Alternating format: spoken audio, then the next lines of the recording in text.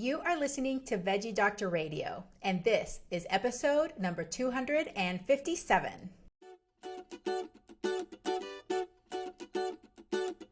Welcome to Veggie Doctor Radio. I am your host, Dr. Yami, board-certified pediatrician, certified lifestyle medicine physician, certified health and wellness coach, author, speaker, mother, wife, and human being. I passionately believe in the power of diet, habits, and mindset in sparking and sustaining well-being and joy in our lives. This podcast combines expert interviews and thoughtful monologues to explore plant-based nutrition, lifestyle medicine, parenting, mindset, and other exciting and fun topics. I hope that these episodes inspire you, uplift you, and equip you with the knowledge and tools to live your best life. Are you ready to get started? Let's do it. Hey Veggie Lover, welcome to another episode in the fasting series. Now this series is intended to provide education about the potential health and longevity benefits of different forms of fasting, including time-restricted eating, intermittent fasting, and extended water-only fasting. Please be aware that in this series, we will be discussing different forms of fasting and food restriction. And in some cases, there will be references to body size and weight. This material and these methods are not appropriate for children, pregnant people, or people with certain medical conditions. Please do not attempt these practices without medical supervision, as it could be very dangerous. These concepts may also be triggering for people with disordered eating or eating disorders, so please practice discretion before listening to these episodes. Thank you, and I hope that you enjoy this episode. Well, hello, Veggie Lover, and welcome to my first episode in the fasting series. In this episode, I'm going to introduce the series, tell you about all the different guests and topics that we're going to cover over the next 10 episodes, and then I'm going to tell you my experience with time-restricted eating and intermittent fasting. So obviously, I'm going to be talking about fasting and restriction, so if this is not appropriate for you, if this may be triggering for you, if you have a history of disordered eating or an eating disorder, this is probably not going to be an appropriate episode or series for you. So please be mindful about that and be cautious if you choose to listen to these episodes. In addition, fasting is not recommended for children, pregnant women, and people with certain medical conditions. So also make sure that this is something that if you choose to explore time-restricted eating or intermittent fasting, that you work with a healthcare professional, discuss it with a healthcare professional first. I want to tell you a little bit about my journey with fasting, and I want to be authentic and honest with you because this time around was not my first time to kind of experiment and play around with fasting. So it was probably, I don't know, maybe about 7 or 8 years ago where I first experimented with fasting, but at that time I did it solely to control body weight because at the time it was something that I had learned about, and I was still in that mode of trying to do whatever I could to lose weight. And so I tried it, and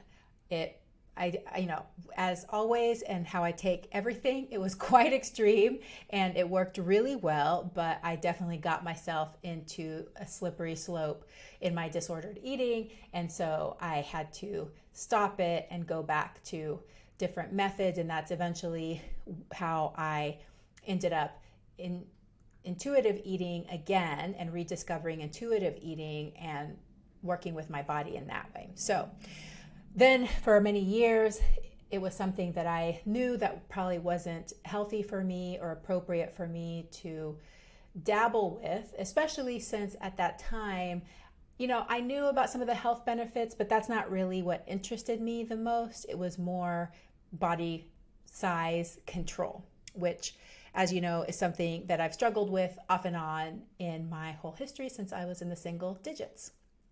So fast forward about a year ago, almost exactly a year ago.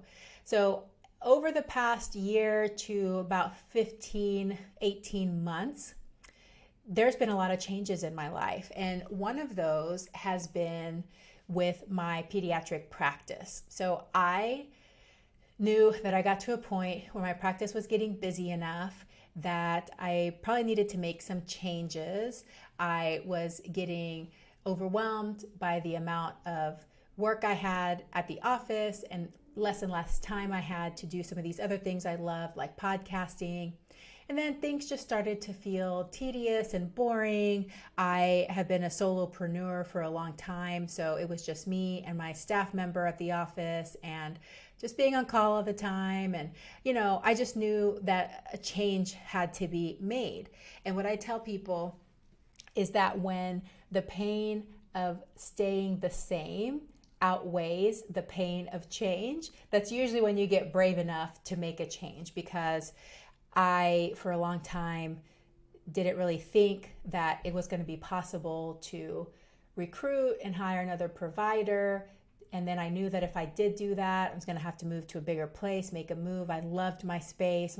For those of you that had been to my previous space where I first started my practice, it was just so beautiful and magical. And so there were so many emotions. And so I started this journey of huge uncertainty. And uncertainty is my least favorite emotion. Okay. I'm a go-getter. I love to be able to just say, I'm going to do something and do it and it work out. And most of the time I believe in myself and I'm able to accomplish my goals. But I just had so much fear, so much trepidation, and it's just been pretty stressful for me mentally to make those changes, even though I knew it was the right way to go. And everything in the universe was pushing me along this path. But there was a lot of fear. So the reason I give that background is because I did slide back into emotional overeating, kind of in a big way. And it was prompted not by weight control or trying to change my body size, but just by stress. And having this learned behavior that when I'm anxious or when I face uncertainty, my best fuzzy warm blanket is food.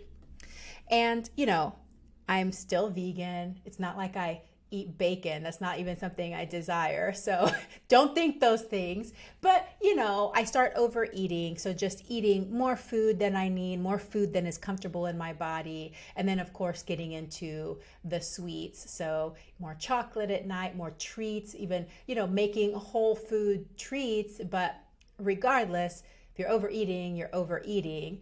And I started sensing some changes in my body.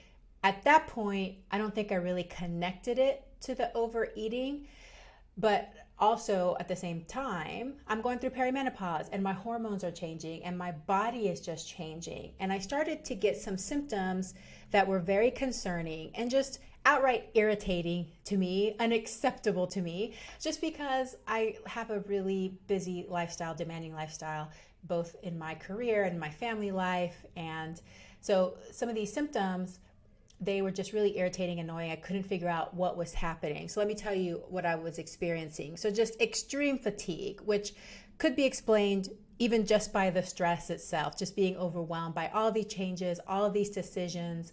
I did start recruiting for a provider. I found a new provider, figuring out all the logistics because, I'm the boss and CEO here. So I have to think of everything like, okay, I need to find a lawyer to draw up a contract and working through the contract negotiations. And okay, now we're going to have to bring her over and now we're going to have to find a new space and finding a space. And there's just so many decisions constantly all the time. So even just that could probably explain the fatigue. But I'm talking about extreme fatigue to the point where I would sleep all night. And then in the morning, I would feel like I didn't sleep a wink. I would get home from work, feel like I got hit by a train. And at 7:00, I was just in the couch, couldn't move, just extreme fatigue and just feeling like my body was so heavy all the time. Like I just felt really heavy. It was hard to wake up in the morning. It was hard to have the motivation to do things just because I felt so much fatigue.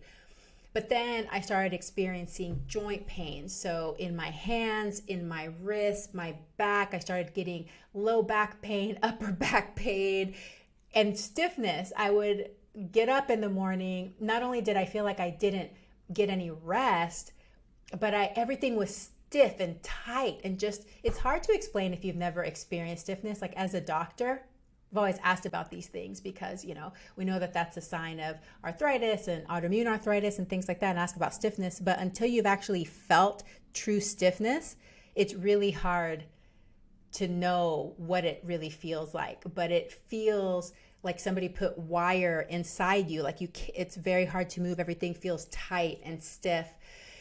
And then enthesitis too. So I have had plantar fasciitis since I was about 22 years old. It first flared up at the age of 22. Then it kind of went away for a while. Then when I started running, it got really bad. And then I had to stop doing long distance running because of it. And then since then, I've always had a little bit, but then it just got worse. And then I started getting it on my knees. So I started getting enthesitis on my knees, like where my tendon inserts there, my patellar tendon. And I just felt like I was falling apart. And it all came to a head in our trip to the UK last summer. And, as usually happens when we go on vacation, we're eating more processed foods. We're walking like 25,000 steps a day, because when we go on vacation, my husband wants to explore everything, which is fine. I want to too. So we go on hikes, we walk all around the city. And this is not new or unusual for me, like I used to doing a lot of walking, but I would feel every day when I woke up the next morning from a regular day on vacation, so much pain, so much heaviness. And it was at that point where I realized this isn't normal. I really shouldn't feel like this. Why am I feeling like this? We're on vacation. I shouldn't feel every morning like I got hit by a bus or hit by a train and everything hurts. And it made me not even want to walk around and do things. And I knew something was wrong. So I knew I had to make a change. And every time I think about making a change, I think about the food. So I'm like, okay, well, I definitely need to recommit to sticking to whole foods, getting out all the processed stuff, all of those things that could be causing inflammation. So I did that. It didn't really get that much better. So I was like, okay, maybe I need to try a raw diet. So first I tried Brooke Goldner's, the smoothie, her hyper nourishing protocol I only lasted a week because it was really hard for me. But no, I didn't feel any difference. Of course, it was only a week. Maybe that wasn't enough. And I was like, okay, maybe I'll try a raw diet. And this was in the summer. So the only times I've ever tried doing raw is in the summer, because I'm cold natured and it doesn't usually last. I lasted about 2 weeks on that one. In some ways, I kind of felt worse, and I can't explain why that is, but I felt like I had more joint pains and inflammation for some reason. So I gave up on that. And then, of course, during this time, as I'm seeking and trying to find what might work for me, I started again to hear more about fasting and the benefits of fasting. And it was like scary for me, because I'm like, okay, I'm not sure if I could try this or if I should try this or what's going to happen. But eventually I'm like, okay, I'm going to give it a try. I'm going to start slow. I'm going to try not to get quite as extreme and see what happens. So I literally just started with making my dinner smaller and then working up from there. And like I said, I had gotten into the habit of eating big quantities again because it was helping me feel better with my stress and anxiety. And that's my fuzzy blanket. So first I had to pull back just on quantities. And I knew that if I was going to do time restricted eating or intermittent fasting, I wanted to start pulling it back in the evening time, not so much in the morning time. So first I just focused on, okay, let's make my evening meal smaller and try not to overeat so much in the evening. So I did that for about a week. And then eventually I got to the point where I cut out dinner. After 1 week of cutting out dinner, it was like a miracle. I can't even explain to you because I had been so tired for so long that I did not realize that I was that tired, and my energy came back. It was like this surge, this resurgence of energy. And even just that was like, oh my gosh, this is a miracle. And I almost want to cry because I just remember being like, I can't believe just 1 week of pulling back on that one meal could make such a big difference. So I stayed there for a while, and then I started to just decrease my eating window. I still had the joint pains. It was just the fatigue that got better after a week, but I was still experiencing the joint pains. And so then I slowly over the next few weeks started pulling back and making a smaller eating window by eating a little bit later in the morning and stopping after lunch. And eventually I got to the point where I was just eating 1 meal a day because that felt really comfortable to me and it felt really easy to me. I'm not doing that now, by the way, but I feel like I needed that for a while, and it took about 3 or 4 weeks and my joint pains went away. And here's the most miraculous part of the entire story. About 60 days into doing the time restricted eating, my plantar fasciitis completely went away. Now, what is remarkable about this is that I actually had started running again during that time. So not only was I pounding on my feet more, but it wasn't even just that it got better, it completely disappeared. Like I would get up in the morning and feel nothing. And for those of you that with plantar fasciitis, especially with me, chronic plantar fasciitis, every time you get up, your feet feel stiff and you get that pain in your heel. I mean, that was just normal for me. Like I was like, I'm just going to feel this for the rest of my life, you know? But the first morning I woke up and I stood up and I'm like, oh my gosh, nothing hurts. Nothing in my body hurts. I knew that this was just a really special thing that was happening. So that is when I really started to delve a little bit deeper into some of the health benefits, just because I experienced it for myself, like this healing, the inflammation in my body, and how it could work for me. So I did OMAD, or 1 meal a day, for quite a while. And I'll talk about why I'm not doing OMAD now. It worked for me at the time. I think it currently in my lifestyle, it's going to be a little bit harder to maintain forever. And there's definitely pros and cons. And I would not recommend it for most people. And I think that most people wouldn't need it. A lot of people probably wouldn't even need to cut out a meal at all. I think that it just really depends where you are, what you're currently eating, how much inflammation you're feeling, and what might work for you. But I would say that because I had this experience, I just became more and more curious about the effects of time restricted eating and intermittent fasting on health, well-being, and longevity. And that's why I decided to create the fasting series, mostly just to get the information out there and for me to learn too. So for me to learn from multiple experts and guests about their experience with time restricted eating or fasting and how it can help us. And I want to emphasize again that this journey was not undertaken for weight loss.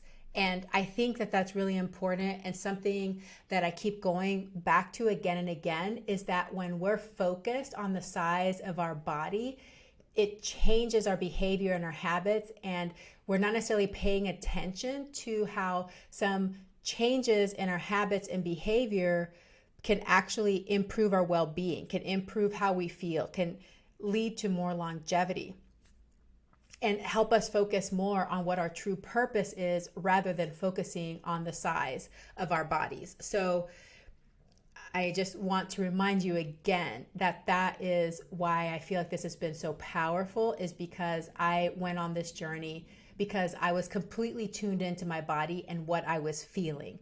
How are my joints feeling? How is my fatigue? You know, how am I feeling when I get up in the morning? How am I sleeping? Because of course, during perimenopause, you go through these cycles where you don't sleep as well, you sleep lighter, and all of that improved. So let me tell you what I'm doing currently, and then I'm going to go over the pros and cons that I see with fasting and some of the different, I'm not going to go through all the different fasting protocols because we'll be going through all of that with the different guests and experts, but I'll just tell you from my experience what I see as pros and cons. Okay, so currently I'm practicing time restricted eating about 4 days per week, and my preferred method is to skip dinner.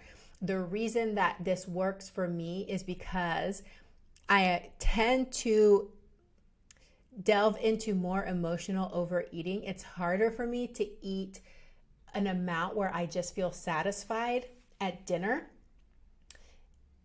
And because of that, I tend to not sleep as well. I'll overeat, I will not sleep well. And so I find that skipping dinner allows me to sleep better. I go to bed feeling lighter. I might be just slightly hungry. I'm not usually ravenous. Find that actually the truth is that my appetite's not that big. Like my hunger is not that big at dinner. It's my appetite that's big at dinner. I want to eat to soothe emotions after a long work day, after stress, fatigue, and then food becomes more of like that warm fuzzy blanket rather than appropriate fuel so that I can sleep and rest the way I want to. Okay, so that's why it works. In addition, there are studies that show that doing early time restricted eating has more health benefits than doing late time restricted eating. Because what happens sometimes is when people practice these fasting methods, they tend to eat a ton and then they go to bed, and that may affect circadian rhythm and some of those things. And we do cover this a little bit in a couple of the episodes as well. So that's what I'm currently doing. Okay, so 4 days a week, usually Monday through Thursday, I skip dinner, and then I am more flexible on that weekend time just because of social reasons. And it's still something I'm a little conflicted about, especially since y'all know that I am a big supporter of intuitive eating, especially for our children, to model that for our children. So I'm going to talk about that in a little bit too. If I feel a flare-up of this joint pain, or if I end up on the weekend indulging in something and I feel those feelings, I might throw in like a 24-hour fast. And that's something that I talked with Dr. Yu about with his autoimmune patients, something that he recommends too. Like if they're feeling this flare up, then throwing in a 24-hour fast. And it really does help. I mean, it just like wipes it away for me. So that is what I do. And I would like to regularly get back to doing a 48-hour fast 2 to maybe 4 times a month, depending on how things are going. Okay, so I will tell you the pros and some of the benefits I got from doing some experimenting with time restricted eating and fasting. So more energy, better concentration and focus. I also discovered how much emotional or habitual eating I was engaging in. Sometimes that's hard to see until you put up those guardrails and you're just like, wow, I'm usually not that hungry this time of day, but I'm usually eating like 2-3 servings because it just feels good and feels soothing to me. Not that there's anything wrong with that, okay? So this can all be really tricky. I don't want anybody to feel ashamed or guilty because that's something that you do too, but I found that because I was getting into those behaviors, it was affecting my well-being and causing me to feel a way that I did not want to feel. Of course, it saves time and energy. When I was doing OMAD, I was doing lunch OMAD. So I was just eating a lunch meal, so I didn't have to worry about breakfast, I didn't have to worry about dinner, and so that was great. I slept awesome. It really did help my premenstrual syndrome symptoms and my perimenopause symptoms that I thought were just like, all right, it's just going to be there now, and that's what I should get used to. The other very incredibly powerful thing that I think really was a huge breakthrough for me is that the fasting helped discover some food sensitivities and intolerances. I already knew I had some, but when you're not eating anything and you're feeling good and you have that space in between, and then you consume something and it causes you symptoms, it's easy to see the contrast. When you're consuming something that may be giving you symptoms and you're consuming it every day or several times a day, you may not realize it's hard to pinpoint that that thing is causing you symptoms. And so I was able to discover a couple really interesting food intolerances that I had that I didn't realize I had, that was in a lot of the different foods I was eating. And when I eliminated that, I think that's also what's helped my symptoms of fatigue and joint pain and those kinds of things. So I think that that was really, really powerful for me, because it gives you that contrast. When you're not consuming foods, you're not feeling those symptoms. And then when you have that space in between, you have that, then it just becomes very obvious. It's just very, very obvious.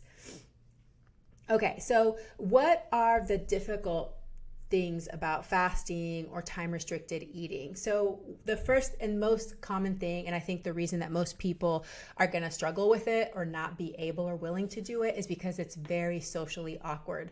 So not just even for your family, because, you know, most of the time we're eating with our family, but everywhere. So it's at work, like if I was doing an extended fast, you know, oh, you're not eating today, and it's just awkward, and you feel kind of that peer pressure, you feel bad. I don't want to seem like weird or strange or extreme, even though I am extreme, okay? Just, I'll admit it, I'm extreme. But it's hard. And then of course, like I mentioned before, I worry about how it would affect the kids. So I did speak to my kids about it and told them that I felt like this was something that I had to do. I explained to them the symptoms I was having, why I was doing it. And as I healed and got better, and then I was able to kind of pull back and get to a place where I'm able to share more meals with them, I think it feels more in balance for me. But I'm really glad that I did it, because I was able to see how powerful these things can be to how we feel and the effects on our body. But I admit that it can be tricky, and we don't want to influence our kids in that way to show them, oh, you shouldn't eat, you know, food is bad for you. And so I think that can be really tricky. And my kids are older, they're able to understand and process these things, and I was able to explain to them that this is not something that they should do, not something that would be healthy for them. They're both still growing and developing, and it's not something that they should practice, that I'm doing this for specific reasons.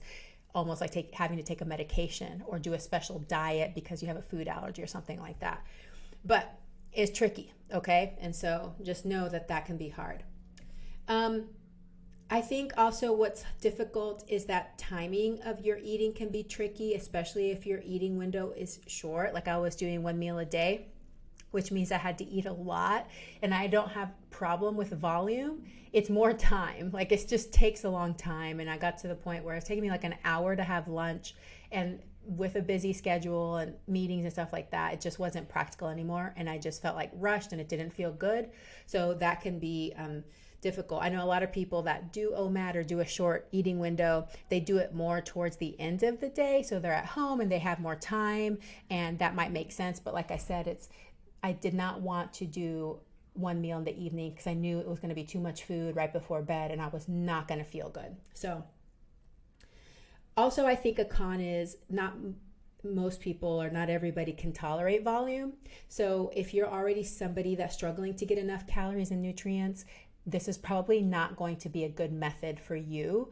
And really, regardless, everybody first should focus on their food quality and what they're eating before they would implement any of these tools and methods. So if you're already somebody that gets full after a certain amount, it's not going to work for you. It's going to be too restrictive, and it could have effects on you that aren't good. Another huge con, which I've experienced before, is that it can trigger disordered eating and eating disorders. It can also lead to a restrict binge mentality. So if that's something that you've struggled with or are currently struggling with, this is not going to be something that you should practice or try. Like I said, it's a slippery slope.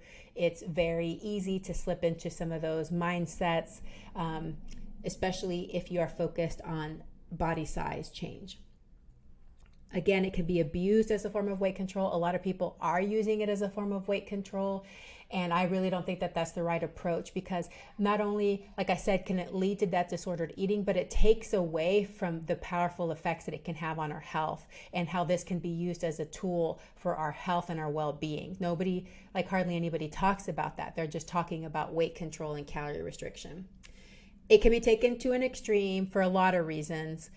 One, if you're using it for weight control, but also because in some ways it does start to feel good when you start to experience some of those levels of ketosis. It starts to feel good and you feel like you could go forever. So for people that are extreme and can be an all or nothing type of person like me, you can take it to an extreme. So you have to be really careful, and you should be supervised medically for these kinds of things.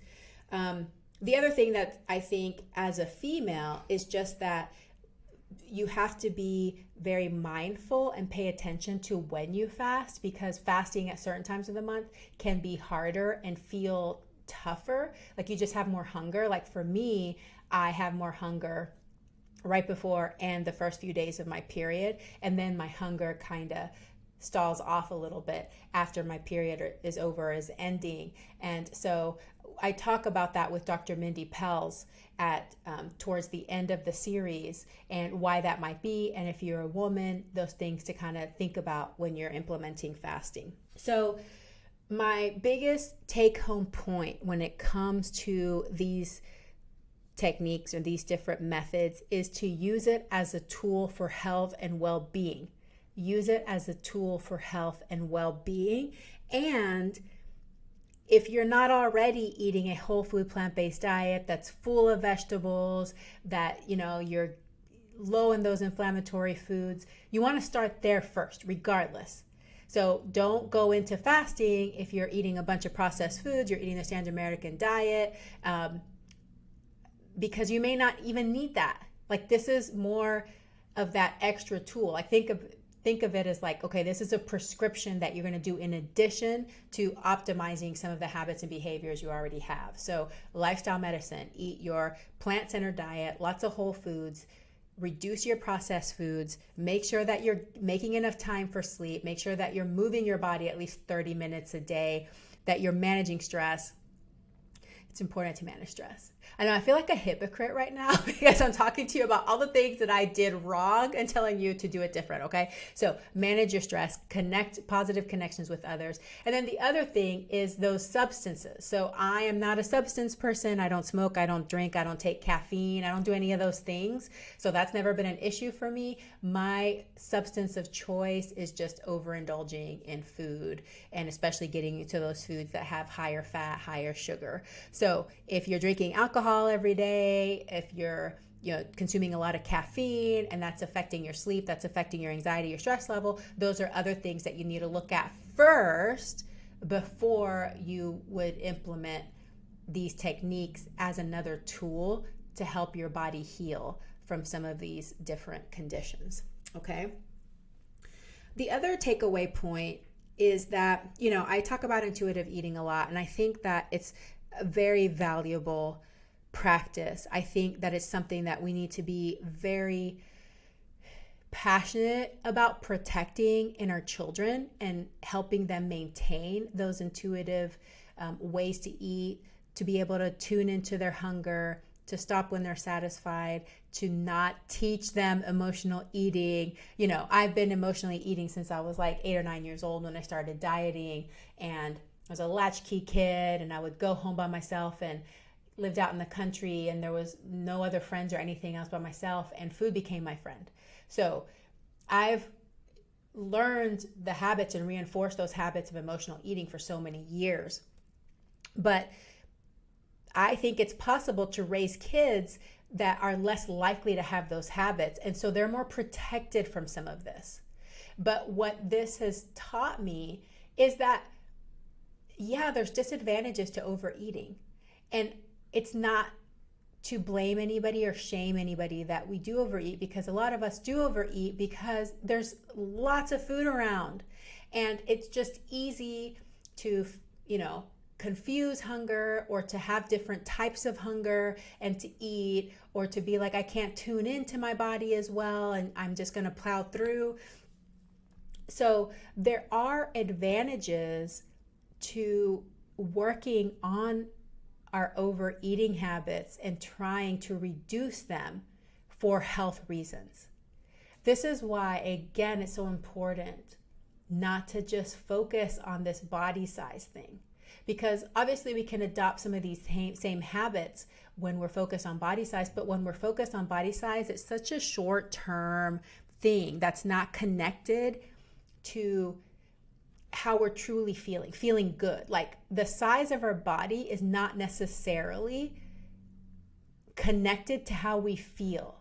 How we feel is other things. So we could have different sizes of body and feel the exact same way, feel really good and feel strong and feel happy and content and not have pain in our body and be able to sleep well and not have stiffness. So it's more about tuning into our bodies and our well-being and our health and realizing that overeating can have consequences that affect that well-being. And so we may want to think about that more than just how does overeating contribute to our body size, right? So I know this may be difficult to understand if you've never thought about it that way, but it is two different things. And I think it's important, especially for somebody like me who I can overeat a lot and my body size actually stays pretty stable. I have a very tight window of what size my body likes to be. So for so many years, I've been in and out of some of these overeating habits, but it might not necessarily affect my body size that much, but it did start to affect my health. Okay. So that's why it's important to separate this body size from our health and well-being and to focus on ways that we can increase our health and well-being with these habits and behaviors and with tools if we need them in addition. But like I said, first of all, it's going to be lifestyle medicine and intuitive eating. And if you're feeling great, everything's going good, you don't need to do anything else. Okay. So that is my experience. That is why I became very passionate about time-restricted eating and intermittent fasting, and something that I want more people to know about as a tool that you can access. So that being said, let me tell you who I'm going to be welcoming onto the podcast to talk about these topics. So we are going to have 10 experts and guests to talk about fasting in various forms. So the first one is Steve Hendricks, who's going to talk about the history of fasting.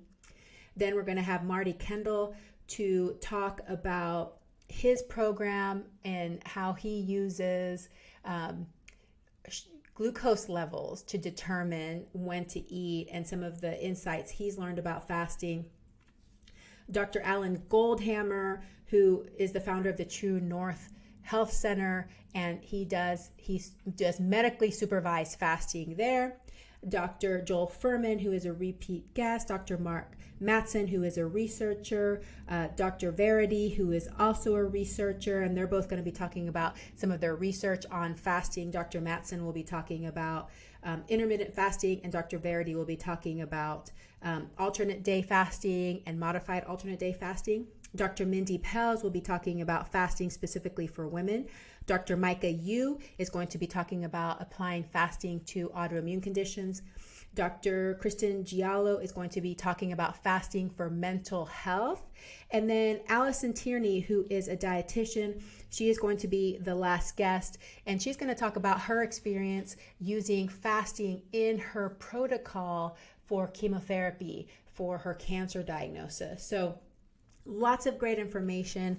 Like I said, this is not appropriate for everybody. So please be cautious, not for children, not for pregnant women, not for everybody. But there's different things that we can learn.